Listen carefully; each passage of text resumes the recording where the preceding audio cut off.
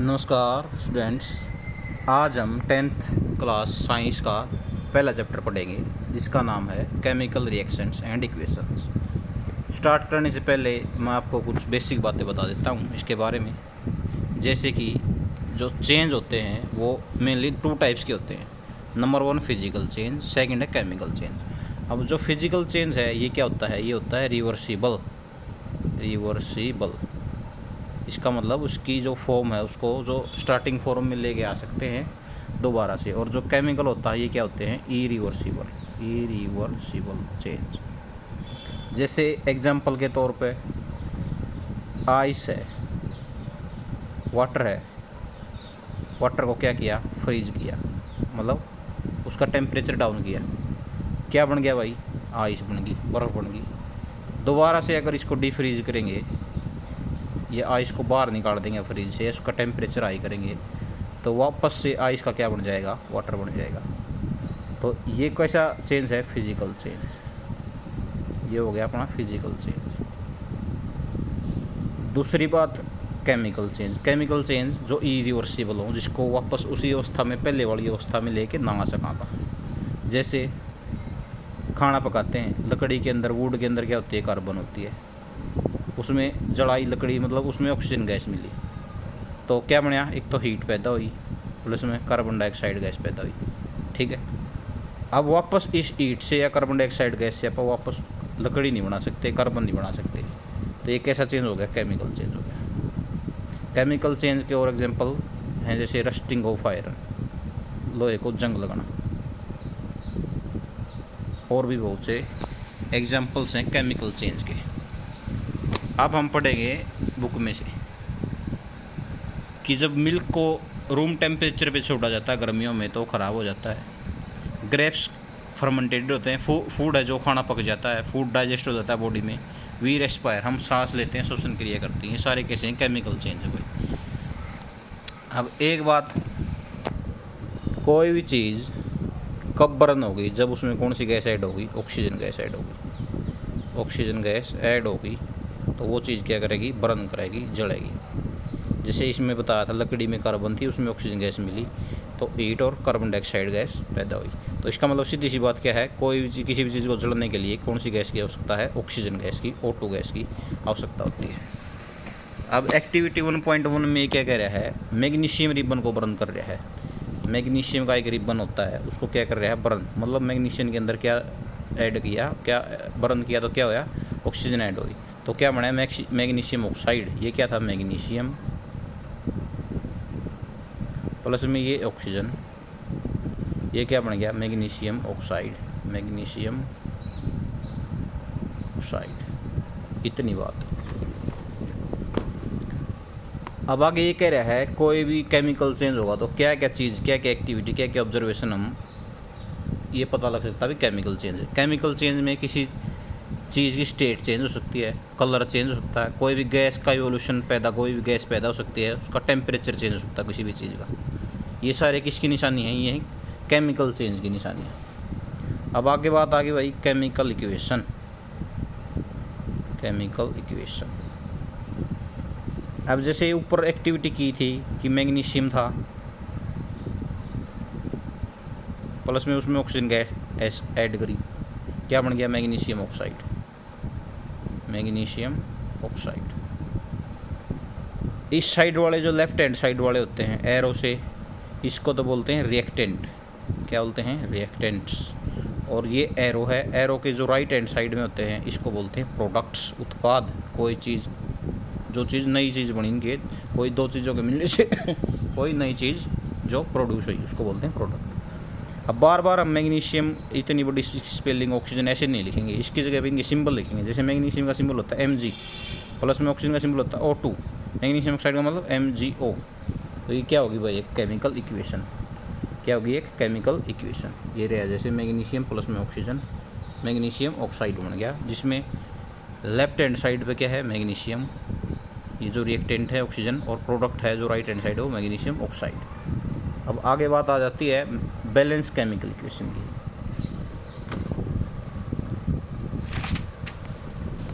Balanced chemical equation.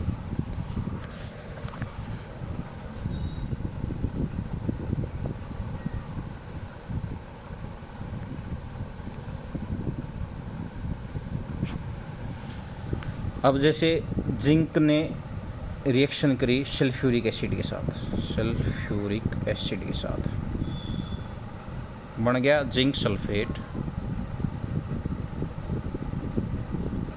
Plus hydrogen gas, hydrogen gas. अब इसको अगर केमिकल इक्वेशन में लिखें तो जिंक का सिंबल होता है Zn, सल्फ्यूरिक एसिड का सिंबल होता है, मतलब सल्फ्यूरिक एसिड को लिखते हैं H2SO4, एरो का निशान, जिंक सल्फेट का मतलब ZnSO4 प्लस में हाइड्रोजन गैस का मतलब H2S।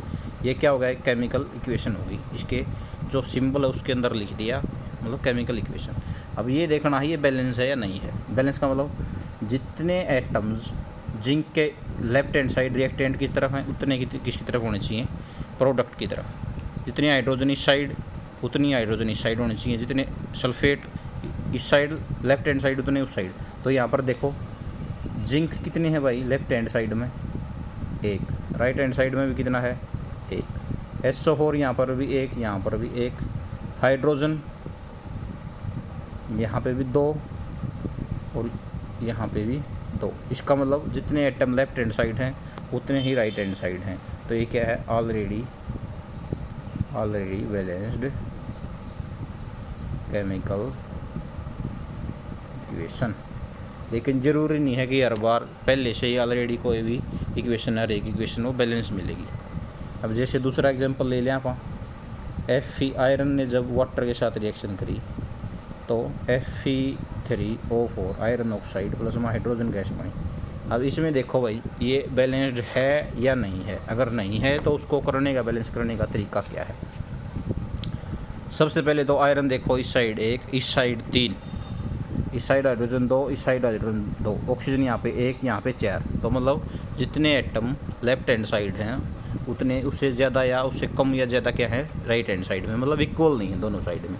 तो उसको क्या कराएंगे आप, बैलेंस कराएंगे। स्टेप 1, सबसे पहला स्टेप क्या कह रहा है बुक वाला, इसको बॉक्स के अंदर बंद कर दो भाई, ये कर दिया बॉक्स के अंदर बंद।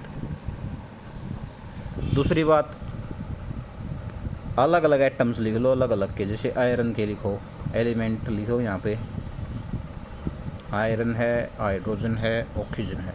अब लेफ्ट हैंड साइड देखो, राइट हैंड साइड देखो, आयरन इस साइड 1, इस साइड Fe3 मतलब 3, हाइड्रोजन इस साइड 2, इस साइड भी 2, ऑक्सीजन यहाँ पे 1, यहाँ पे कितनी है 4, लिख दिया। अब स्टेप ये क्या था, स्टेप 2 था। स्टेप फर्स्ट में तो क्या किया था, बॉक्स के अंदर बंद।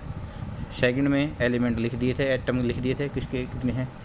और अब थर्ड में क्या है भाई, थर्ड में देखो, थर्ड में क्या करना है, जो सबसे ज़्यादा एटम है ना जिसके पास, जैसे ऑक्सीजन 4 है, यहाँ पे आयरन 3 है, हाइड्रोजन 2 है, ठीक है। तो सबसे ज़्यादा वाला उठा लेना है। सबसे पहले क्या करांगे, मैक्सिमम नंबर ऑफ एटम होना जिसके पास, उसको क्या करांगे, बैलेंस करांगे। तो मैक्सिमम वाला देखो, पहले ऑक्सीजन O4 मतलब ऑक्सीजन के साथ है, तो सबसे पहले ऑक्सीजन को बैलेंस करांगे।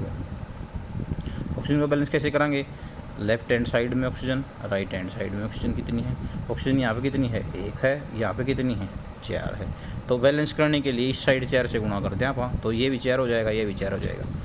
और अब क्या लिख देंगे, जो इक्वेशन थी इसको क्या लिख देंगे, Fe प्लस में H2O, ये बन गया Fe3O4 प्लस में हाइड्रोजन गैस। अब देखो गुणा 4 से मल्टीप्लाई लेफ्ट हैंड साइड किया है, तो यहाँ पर भी क्या करना पड़ेगा, ऑक्सीजन को 4 से मल्टीप्लाई करना पड़ेगा, मतलब 4 H2O हो गया। सीधी सी बात ये है अपन। अब ये इक्वेशन होगी अपनी लेटेस्ट वाली, यहाँ वाली। उसके बाद देखो ऑक्सीजन तो बैलेंस होगी, यहाँ पर भी 4 होगी और यहाँ पर भी 4 है। अब उससे नीचे वाला, 4 से नीचे वाला कौन होता है 3, तो 3 वाला कौन है, आयरन। तो आयरन को क्या कराएंगे, अब बैलेंस कराएंगे, लेफ्ट हैंड साइड और राइट हैंड साइड। आयरन यहाँ पर देखो 1 है, यहाँ पर कितने हैं 3। इसमें देखने जो लेटेस्ट वाली है, जो अब ताज़ा तैयार हुई जो इक्वेशन, उसमें देखना ना कि पहले वाली में। तो यहाँ पर 1 है, यहाँ पर 3 है, तो बैलेंस करने के लिए इस साइड 3 से मल्टीप्लाई करना पड़ेगा, तो इस साइड करना पड़ेगा। तो इक्वेशन फिर लिखो ऊपर वाली, Fe प्लस में 4H2O, Fe3O4 प्लस में हाइड्रोजन गैस, और 3 से मल्टीप्लाई किया है लेफ्ट हैंड साइड, इसको किया है आयरन को किया है, तो यहाँ पर 3Fe आ गया। तो अब देखो आयरन 3, ऑक्सीजन पहले से ही कर दिया अपन 4, यहाँ पे भी 4 आगे है, तो मतलब इसका कोफिशिएंट है, तो 4 से क्या हो गया, मल्टीप्लाई हो गया ऑक्सीजन। अब देखो 4 वाली ऑक्सीजन भी बैलेंस होगी, 3 वाली आयरन भी हो गया। उसके बाद देखो 2 वाला करांगे, हाइड्रोजन वाला। हाइड्रोजन को क्या करांगे, बैलेंस करांगे भाई। हाइड्रोजन देखो कौन सी में देखना है, अब इसमें देखना है, ना कि पहले वाली में। इसमें देखो हाइड्रोजन लेफ्ट हैंड साइड में और राइट हैंड साइड में, ये बात याद रखनी है कि अब हाइड्रोजन देख पहले वाली इक्वेशन में देखेंगे, जो लेटेस्ट है, जो लेटेस्ट तैयार हुई इक्वेशन उसके अंदर देखेंगे। अब देखो हाइड्रोजन इसमें 4 दूनी 8, 4 दूनी 8 है लेफ्ट हैंड साइड में, और यहाँ पर कितनी है 2, कितनी है 2, तो ये 8 ये 2, तो बराबर करने के लिए इस साइड 4 से गुणा कराएंगे जब तो 8 बन जाएगा दोनों तरफ। तो 8 से 4 से गुणा कर दिया तो क्या बनेगी 3Fe प्लस में 4H2O, Fe3O4 प्लस में H2 था, और इस साइड 4 से गुणा किया किसको, हाइड्रोजन को किया, तो 4 ये हो गया।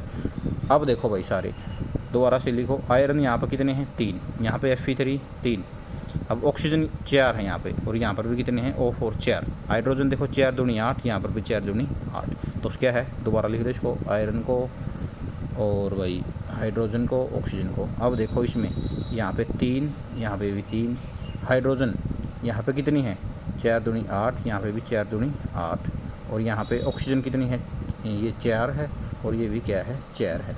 तो अब ये क्या है, now it's a balanced chemical equation. ये स्टेप है, इक्वेशन अगर बैलेंस ना हो तो उसको बैलेंस करने के लिए क्या है स्टेप्स हैं भाई,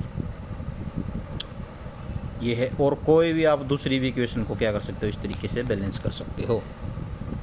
आज की वीडियो में इतना ही, बाकी का चैप्टर कल करेंगे। धन्यवाद।